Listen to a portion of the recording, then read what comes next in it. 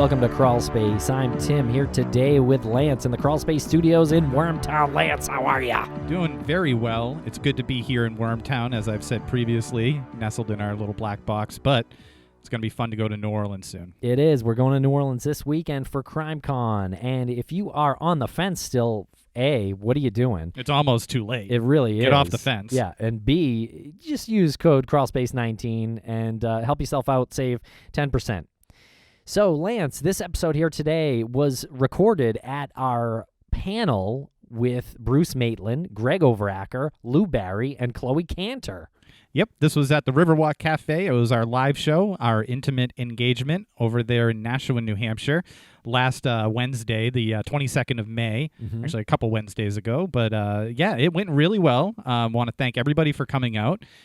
Everyone got a lot out of it. I think a lot of people were very relieved to see Bruce speak about Brianna, and it was very interesting to hear the investigative process through Lou and through Greg. Big thanks to the Riverwalk. I'm going to fall on a sword and say I sort of dropped a ball because I thought that people like Bruce and Lou and Greg, they were very nervous about being on stage, so I brought these little lapel microphones. I thought that it might help them. They wouldn't have to worry about a microphone. Turns out that lapel microphones are not that good for PA broadcast. So the people over there at the Riverwalk, the employees, the staff, they did an excellent job compensating for a lack of volume, and we sort of made adjustments on the fly, but the audience stuck with us, and for the most part, it was the information that was really the most important part of everything. Yeah, and the audio came out all right. Yeah, the audio came out pretty good despite. There's some little blips here and there, but it's still pretty good and listenable, and this is actually going to be a two-part episode, Lance.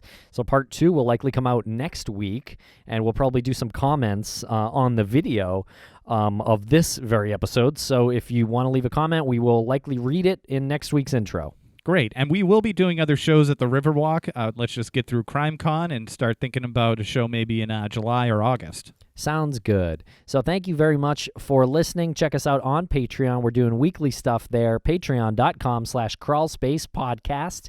And check us out on Stitcher Premium. The entire Crawlspace archive is there, stitcherpremium.com. Use promo code MMM. That stands for Missing Maura Murray, which is one of our other podcasts. Sort of the flagship one, and pretty easy to remember. Thank you very much for listening.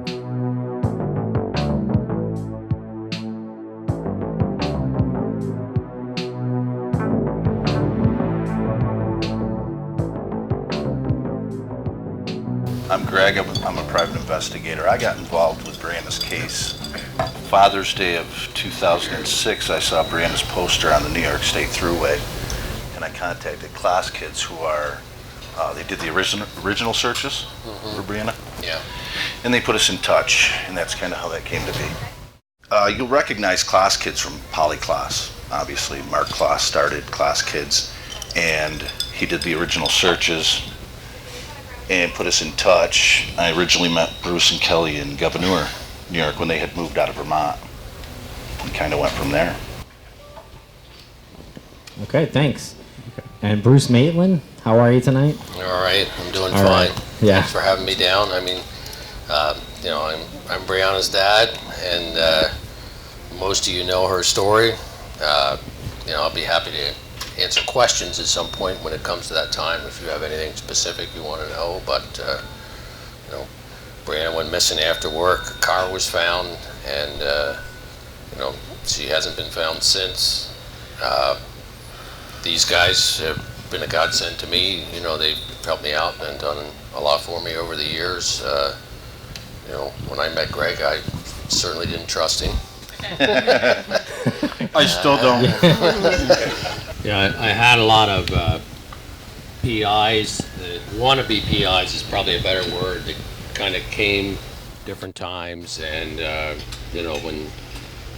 when I finally figured out kind of Greg was the real deal, that's just kind of took off, and we've come to trust each other. And when Lou came on, Lou's been absolutely indispensable too.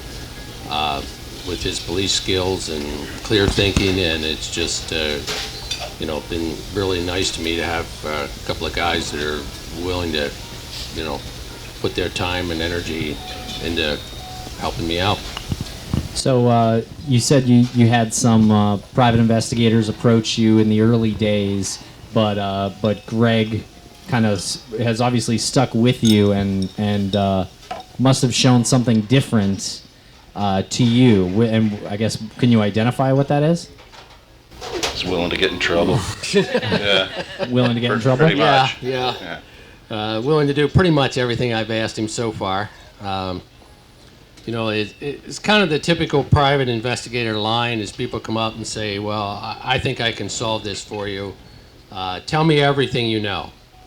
And that's just kind of mind-boggling in a way. And I've done that a few times where you've kind of poured out pretty much a lot to get someone started, and a week later when it can't be solved in 5 minutes, they're gone. And I think some of that is probably the TV culture, where they just think, there's just some easy missing piece that somebody hasn't covered, and it just doesn't work that way in real life. That's actually the first thing we know when someone's not credible. What's the first when thing? They say, we'll figure this out. Don't worry, we'll figure it out. And then you'll almost expect them to leave They at some think they're going point? to get the information and go, ta-da. Doesn't work that way. Yeah. And what about Lou? When Lou came on, what was it about Lou that made you realize he was here to stay and can make a difference? Oh, Lou just kind of proved himself from day one. I don't know how else to really put that. He's got some experience. Yeah. I don't know. I think I told Bruce the first time we met him, the chances of solving this are probably very, very slim. We get it. We were willing to give it a shot anyways. I'm a podcaster without a microphone. I was dying.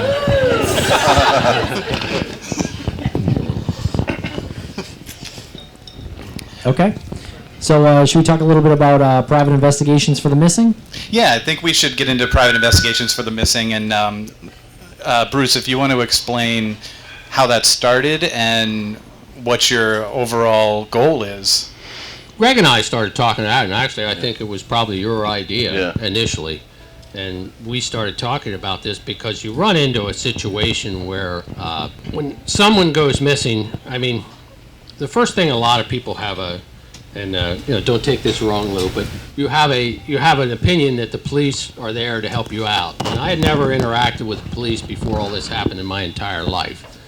And you think that, they're going to actually help you solve it and find your daughter. And after a number of initial difficulties of that sort of thing, you come to a situation where the leads are either slow or have dried up completely, and you're left as someone that will do practically anything in the world to find your daughter. Your option then is really you have two options. You can go interview people by yourself, which I found out pretty quickly after doing that a number of times with some different circumstances that happened that I really don't want to go into public with. That's a really dumb idea. Because you're emotionally involved in a large sense, and words get passed, and things happen, and so you're left with trying to find someone that has a little bit of a sense of detachment to be able to do interviews and be able to think a little more logically in the aspect than you as a parent is able to, and so. We talked about this for, 2 years? Yeah, wow. I think. And I wasn't really emotionally ready to do it. I've kind of concluded, and quite frankly, I'm still not sure I'm 100% emotionally ready to do it. But we decided to go ahead and go forward with it anyhow, because people need help out there. Because if you're not a really, really wealthy person, you cannot afford to have a private investigator come out and do that kind of work. I mean, it would just destroy you financially, because there's so many avenues that they have to work.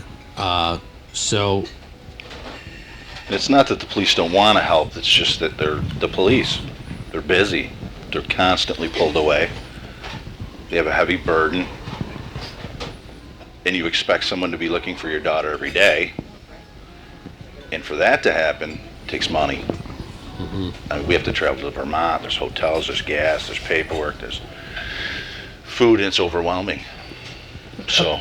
Okay, so I think that might come to a more greater question, where why do these cases fall off the priority list, and what does a private investigator provide when the cases aren't up on the priority list as high as the family members would want them to be? Be a good question for you, Lou. Yeah. Well, crime doesn't stop, and you get a case, for instance, like this that draws a lot of publicity and notoriety in the beginning, but as time goes on, investigations like this can be tedious because you're contacting witnesses or potential witnesses or whatever can take a lot of time and travel, and over periods of time, other things happen, and you only have so many resources, and you can't spread yourself too thin, and other cases tend to take priority, and the cases that you're not making any progress on tend to fall behind, and not that that's a good thing, but it's a reality. I think every department has limited resources to one extent or another. The advantage of a private investigator is they are working on a particular case. They can devote their time to that. The downside is obviously they don't have the resources that a official department, a police department does, a municipality does. Yet, on the other hand, I've found, and I think Greg will echo this, that many people are reluctant to speak to the police for one reason or another, maybe a bad experience, or they don't really want to become involved officially, but they will speak to us. And I've found that a number of times in this particular case also, that people have said, why didn't you, we knew this information, why didn't you come forward with it? Well, I didn't want to bother them, or I don't want to talk to them, or whatever. So. And even people who know that you're former law enforcement are still more likely to come to you than... It seems that way. I've had pretty good luck with people coming in with information, some of which, is relatively fresh in the sense that they never told anybody this before, and they have all sorts of reasons why not. But we're still 15 years later, 14 years later, still getting information, fresh information. Can you imagine initially when everyone was looking for Brianna, and then it starts to die down, and every day you get up and you go to work and everyone's going about their day like nothing has happened, and the police are directing traffic, and you're thinking, why aren't they looking for my daughter? Why isn't the world stopped? Was that what you initially went through, kind of? Yeah, I pretty much quit working for 2 months. Yeah. And you wondered why hasn't everybody stopped and helped? But every time they're doing something of less value, it's like, my gosh, Yeah, why aren't they doing this? But they can't. Why aren't you doing this? It's just too much. The other aspect of Bruce's nonprofit is to help out families. As he said, very, very few people have the financial resources to hire a private investigator to work for them. And, I'm in a fortunate position where I can do it for nothing, and I think Greg has volunteered his time for nothing over the years. But, obviously, not everybody can do that. And, not every private investigator wants to do that. They have to make a living, obviously, so they can't work for nothing. How much do they usually charge a private investigator? I would say it would probably depend, but $100 an hour would not be unusual. And just the expenses, like trips to Vermont, staying overnight 1 or 2 nights, meals, you add all that up, gas, and it becomes... it gets deeper than that, too. I lived alone for years. I would just get in my car and drive up there and just live in hotels. But I could do that. I didn't have a family to come home to have to... I wasn't interrupting anyone else in my life. You would just do that spontaneously, take a trip up there? If we had something going on we wanted to do, get in my car and go. Yeah. And you do this on your own dime? He paid expenses, yeah. Right. Yeah, okay. Yeah. So I take a few days off from work and go. What about tips? Is every tip valuable? Have some value? I wish it did. And that's part of the process, is weeding out the wheat from the chaff. And it's, you don't want to discount anything, no matter how unlikely it might sound, because that could be the tip that solves it. But, that could be very frustrating, too, when you spend a lot of time on things and find out that it's... He's very used to this. I'm not. I am now. To getting calls from people that are just certifiable and tell you things that just don't make any sense whatsoever. Why they want to interject themselves. Or people will honestly send you on a goose chase. Well, so that really speaks to like a cultural thing that we're experiencing now, and doing what we do, and we have a lot of people who reach out to us, and I think Tim and I sort of have a sixth sense for when you're reading an email and you get into a certain part of the email and you're like, oh my God, this is like if you have an email on your phone and you start scrolling, you're like, okay, this is crazy. And talking about Jimmy Hoffa. Right, they're talking of it, and everything is connected, and everything is they're trying to make sense of one, one thing that probably is so arbitrary, and that's just us as like not professionals. I can't imagine what it's like for, first of all, law enforcement, but for it's hard when it's going to cost you money and time and emotion and all that other stuff. And everybody kind of connects Maura with Brianna, which we don't know. We've always left it on the table, but they're superficially they're the same, but once you go deeper, they're a lot different. Okay, so for anyone who doesn't know that, Maura Murray disappeared about a month before Brianna. Very similar circumstances with the vehicle being left on the side of the road. At some point, though, you just have to say that it's not connected, and it is just a matter of two very similar circumstances over the course of a short duration. Yeah, because they're up where they are in a sparsely populated area, they've always been related from that in the time frame. But that doesn't stop people from trying to make the connections between the two. And if you're looking at it so deeply, you start seeing things that aren't there, right? Yeah. It's an odd thing, and we don't know, but we've always left it open. But there's a lot of differences. Yeah. How many of those moments have you had where someone has reached out to you, any one of the three of you, where you say, I know this, in the back of my head, I know this is not legit, but what if? Like you have to look. You have to follow up on it. Do each one of you have experiences like that? With it happens, yeah. Oh, yeah. I mean, we did a tip campaign 2 years ago up in Burlington, and some of the stuff we got was very useful. Some of it was like, I saw a van 30 miles away with a guy and a girl in it 2 weeks after that. Yeah. Yeah. Well, it could be connected. Okay, thank you. And you get a lot of things like that where people in their minds make this connection. I just can't imagine the police, how many tips they must have had like that. It must have just been overwhelming. Yeah. Yeah, I'm sure, and any case like that receives this type of notoriety is going to get a lot of. And the sad thing is, you can't discount anything because it's one of them could be accurate. Yeah. Right, and a tip like that where it's kind of random.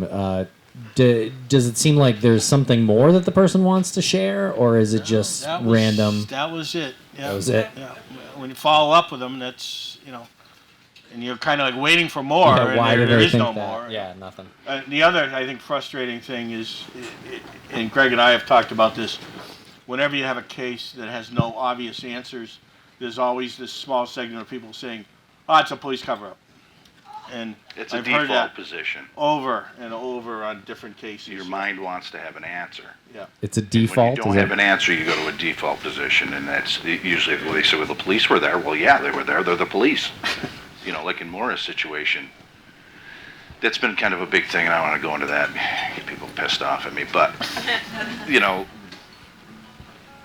they kind of insinuated that the police were involved because the police were on the scene, and there's a very small gap of time that's unaccounted for in the police logs. Well, the police were on the scene because they're the police. I don't know how else to go into that, but. Yeah, you're saying the police were on the scene because they're the police and they were called. If you've got something else to back that up, that's different. Right. Yeah. I think people just see that as a explanation that explains why something makes no sense. Oh. Well, it's hearing a noise in the woods and thinking it's Bigfoot. Well, maybe it is Bigfoot. I don't know, but there's a lot of things that make noises in the woods. Yeah. Yeah, it's kind of one of those situations. Well, as a private investigator, how do you train your brain to not think like that? I don't know. I see that. Well, you have a very logical way of thinking. If I was going to point my finger at the police, at anybody, I want something to back it up. And especially the police were there to help, and there's just nothing to back it up. If there was, I'd be the first to jump on it. And it's happened. I mean, there's cases of it happening.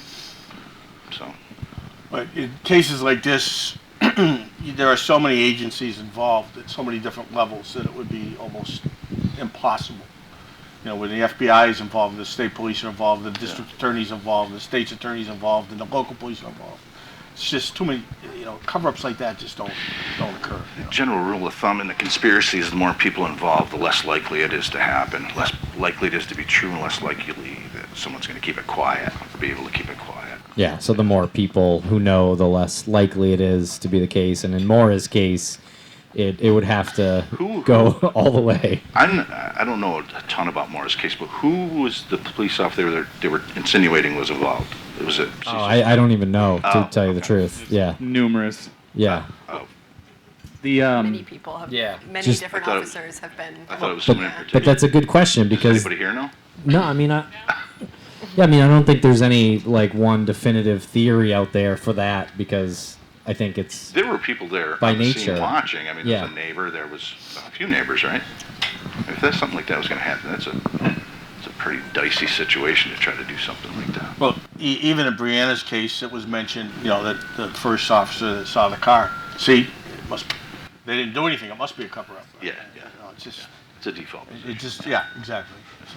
Okay, so can you take us to the beginning of Brianna's case, as far as the first officer? I mean, who found the car, and how did you figure out that this was Brianna's car? And can you take us back to that and your interaction with law enforcement in the beginning?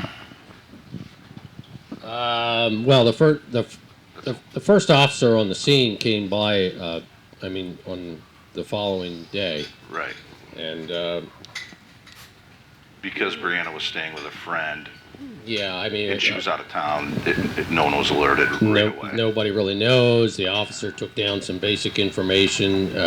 You've probably heard most of the story, and he, slapped it in his notebook, called for a tow truck, and went home for a long weekend. That's huge too, because the car was registered to Kelly, right? Yes, the car was registered. So my first contacts with police were just, I was livid. You know, the whole situation for weeks and months, it was almost it was a battle with the police, is more than it was, any kind of a helping hand. And I don't want to go into a lot of that. I've had a lot with the police, and they've done some great work. And afterwards, two former heads of the Vermont State Police are on this board. So that tells you that some of the people there, that the esteem that I kind of hold some of these people in. And so, they wholeheartedly admit that they made mistakes initially, and those people are gone. Yeah, that was probably one of the best things that happened. Is the guys who were there early retired out. And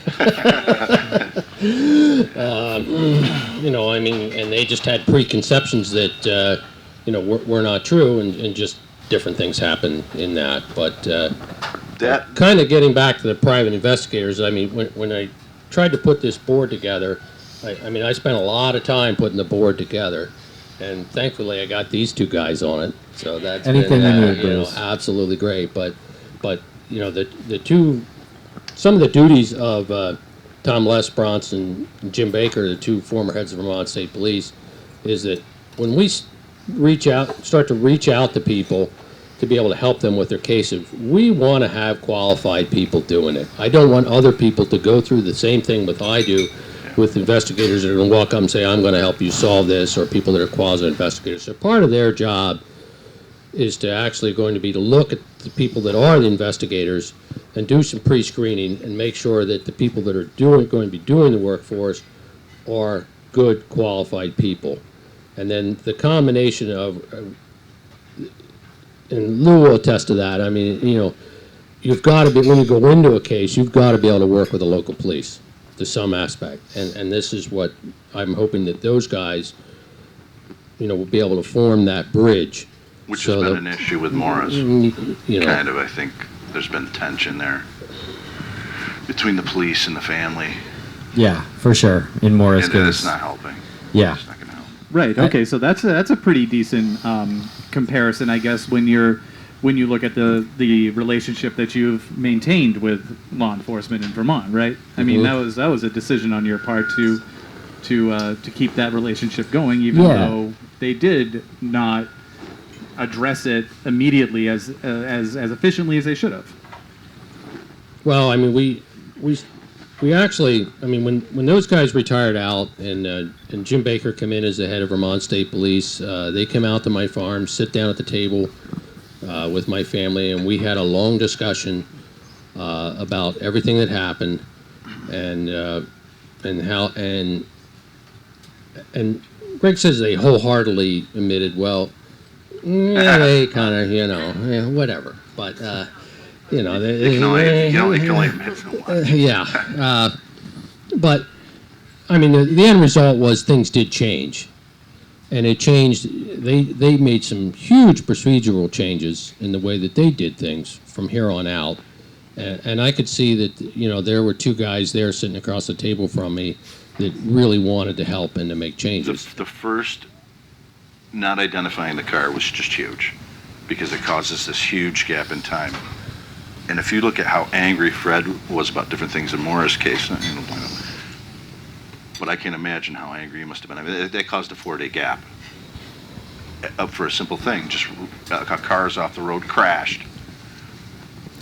Yeah. Contact the registered owner. That would have eliminated all that. It would have been like what, a 14, 15-hour time frame instead of 4 days. So that was huge.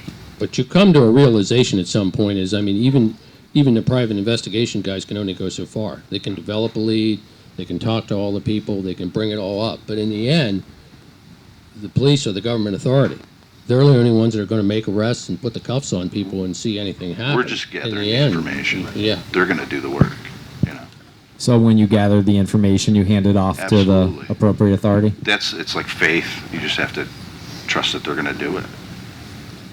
Have you ever had a moment where you've wanted to do something on your own? Yeah, all the time. I know. You don't want to backdoor them, but, right. To hand over information that you think is really, really good and just walk away is hard to do. But, they follow up with Bruce and let them know that they've worked it and stuff like that. Oh, so they do follow up with Bruce?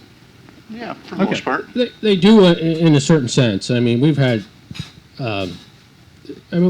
I laid out rules over the years that they've kind of agreed with, and we kind of worked on some certain things in Brianna's case. And I guess two of the rules are, if they've got a lead on something and I don't know about it, and I'll give you an example here. I mean, they had a prisoner contact them probably about 2 years ago, and he says, I know where Brianna's buried. I can take you right out and show her where she is. So they get the guy out of jail, and they go to where it is, and lo and behold, he just wants a day to get out of jail. Well, literally wants to just smoke cigarettes. I don't need to know about that. Yeah. So that's what we kind of talked about even before that happened, is like, I don't need to know about those leads. But if the other leads are what I consider to them, I call them my leads. And that's any leads that these guys develop or develop in any way that we give to them. And we've come to the agreement that if it's my leads, then I need to know about it. I want to know every aspect that can possibly be released. So that's one of the things you kind of work out with them. I would say that's very admirable. You were able to transfer that anger into something more productive. What was that journey like for you? Can you just clarify that a little bit? I guess how were you able to personally transfer that anger into something more productive? Anger at who? The police and everything, I guess. It takes years, and it still flares up. I mean, I still have frustrations with them and it basically comes down to, if I have a good lead and it doesn't get checked out quick enough, well, I get angry at that.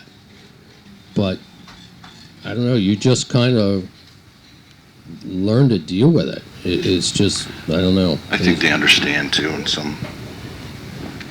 to a degree. The frustration. Yeah, I think so.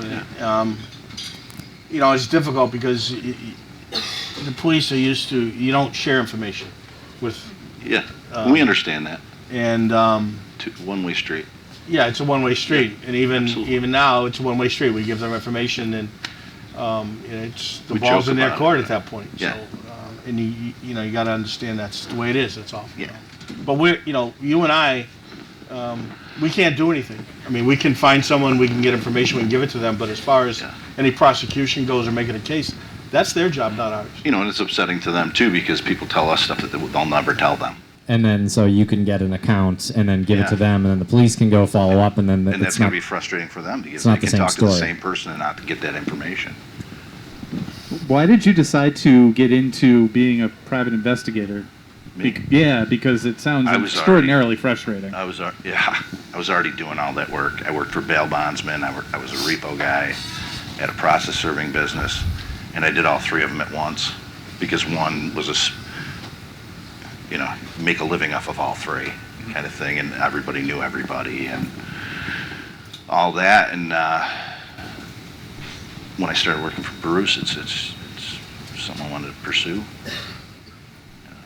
Did you have your PI license before you worked for Bruce? Bounty hunters work under PI licenses in different states. Okay. Every state's different, yeah. And how often do you work with private investigators, Lou? Now? No, during your career in law enforcement. How common is that to get? As little as possible. Yeah, there's generally, they do their thing, we do our thing, and there wasn't a lot of mix in between. Did you ever have any moments where you're like, I have this information that I'd really like to share with this licensed private investigator because you liked him, but you knew as a cop you couldn't do that? No. Has that changed? Has that culture changed at all over the years? No, I understand. The police have, they have responsibilities that private investigator doesn't. So we're basically trying to do the same thing, but we answer to different parties. And I work for Bruce, and when I do something and maybe the police aren't real thrilled about it, I said, I'm sorry, but I'm working for him. I'm not working for you. And when they do something I'm not happy about, they're not working for me. They're Bruce. They're working for the state. So you gotta understand that. And once you understand that, you can get along and you do your own thing and share information when you can and not share it when you can't. So It's unfortunate that in Vermont, I think that they're just spread so thin that they're overburdened. I mean, and you have to take that into account and feel kind of bad for them for that. Okay, so that's a big question about the capacity of these small town precincts or small town law enforcement. Yeah. In Brianna's case, you have a car that's backed into the side of a house, and the arriving officer just assumes. I guess it might be unfair to say that he assumed that it was somebody who was drinking and just spun out and went. Lou and I see this completely differently, but if you know cops, if you hang around a cop or you know a lot of cops see weird stuff all the time, right. Every day. I've seen a lot of weird stuff, but cops do it every day. How many people have seen Brianna's car crashed into the house? You seen the pictures? If you drove past that, wouldn't you think that was strange? Yeah. So what happened here? No. But, Lou said, drunk drivers do that all the time, and cops see that, we don't. And, northern Weird Vermont, in that particular area, and if you're familiar with it, there's not a lot of law enforcement presence up there. Yeah. And if you are at night and you get into an accident and you wait for the police, you could be there quite a while.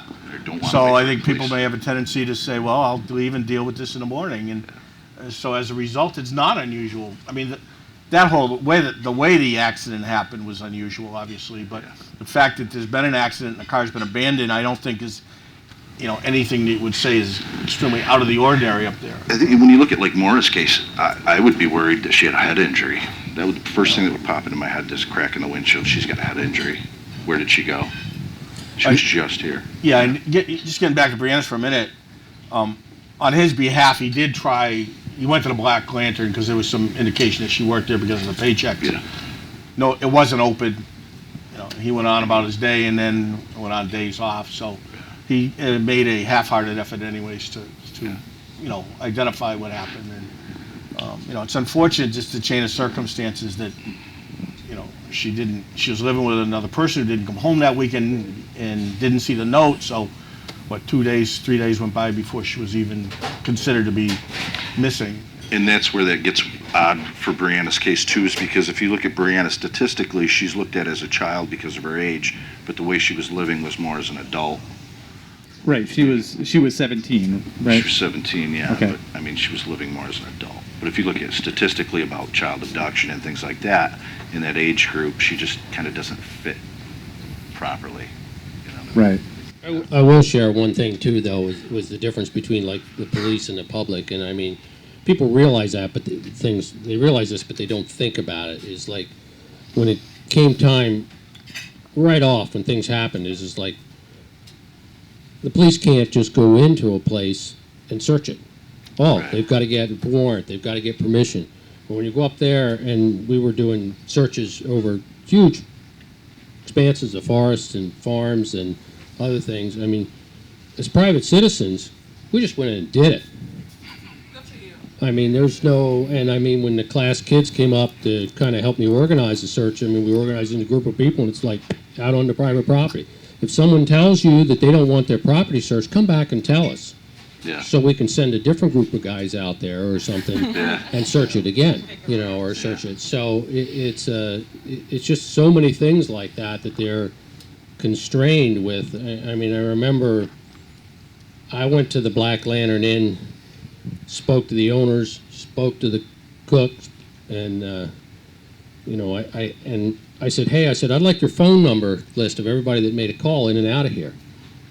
And they said, sure, we'll give it to you. Yeah. Then they made an arrangements. The next day I had the phone list. You know, I took that down to the police, and I mean, at that time, Lieutenant was livid at me. Well, that How was in the world did you get this? That was another issue. We're not supposed to do that right away. And I said, well, I just asked the people for it. They gave it to me. Yeah. You know, but we can't use this because it wasn't properly, you know. And I mean, so, but as a private investigator, you can walk in, you could ask questions, and you can do things that Yeah. they're not I'll ask legally even allowed if to I know do. the answer's One going of to the be no, things just that ask. Maybe I they'll- say from time to time is that private investigators don't have to worry about a little thing called the Constitution. Yeah. So that does give us a little bit of an advantage sometimes when it comes to doing investigations. They can only take your birthday away for trespassing. That's it. How many days before the police went to the Black Lantern, the place she was last known to be? Oh, I'm not sure, but it was at least probably 10 days. 10 you know, days. You know, So 7 that's to the 10 second days. huge thing that caused a rift. Yeah. And how is that even possible? That's the last known place she was at. Because they had their so-called groupthink was that she was a runaway. Absolutely. And So- that was so put they- out right to me. Oh, well, she probably ran away. She'll call you back in 3 or 4 or 5 days.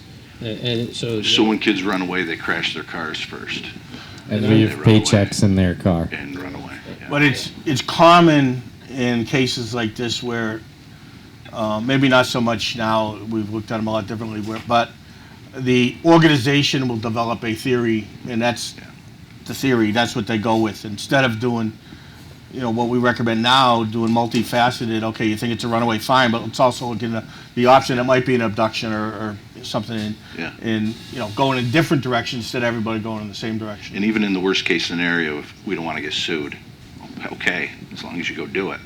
But that was the second thing that caused mistrust, am I correct? That was the second thing, waiting 10 days to go or 12 days to go to the Lantern. Yeah, Well, there was well, just there's a lot so of many stuff in things during that Yeah, yeah. 2-week period that I wouldn't Well, know that's which where was you- the first or the That's second. where you were at, right? Yeah. Is explaining. You're So the official historian for most of that as far as keeping track of So- that. So, yeah. how many days till you find out? She goes, Friday she leaves work, Saturday the officer spots the car, 12 hours later after she leaves work. Jillian calls you on Tuesday, Monday. Monday? Yeah, Monday. You go to the Calls police on Tuesday? on Tuesday, yes. But Well, Thursday- the police said, well, when we first went to the police, they said, well, you know, she's probably gone off somewhere. And at that time, we didn't know the car was where it was. We didn't know anything about the car. So all we know is we don't know where Brianna is or the car. So he says, well, she's probably gone off somewhere. We'll put an APB out on the car. And then come to find out, they had the car. They had already had it towed, but it was still in that officer's notebook. But they didn't know that they had it. They didn't make the connection. That officer knew that he had the car. Knew that he had Brianna's car. But he was the only one. No, he didn't connect. He didn't make the connection. Yeah. Right. Okay. When do you officially find out? When you go to the trooper barracks? Which is what, Wednesday? It's probably actually Wednesday or Thursday even. Yeah. And the officer's there. And the officer happens to be there, and we describe the car, and he says, "Oh, wait a minute." And he goes, takes us in the back, and he opens up, and there's the picture of the car that you see against the building. So he did take photos. He took a photo. You thought it was odd enough to take a photo? Well, I think probably any abandoned car they find, they probably snap a photo of it, right? Not necessarily. What about an accident report or anything like that? Was anything like that done? I don't know the answer No, to that question. I don't know either, but I doubt it because it wouldn't probably be done until they located the owner. And in this case, it's an abandoned house. Which again, they could have done by tracing the registration. What about an accident recreation or anything like that? Has there ever been any thoughts on that? Once the car goes to a tow yard, and then there's contamination after that. People go in there. Yeah, you do a reconstruction at the time. It's kind of hard to put one together. Unless, there's some forensic evidence, there's skid marks or something. In this case, it was just a few marks on the grass. Yeah. Mark on the foundation where the bumper had hit, and that's about it. So. Okay. Yeah, and you mentioned forensics. Do we know that there's any DNA found in the car or anything potentially belonging to the perpetrator? Yeah. How much work has been done inside the car? Yeah. From the photographs, it appears as though they've taken upholstery pieces or whatever, and they have said that there's been DNA, but the relative worth of that is, you don't know.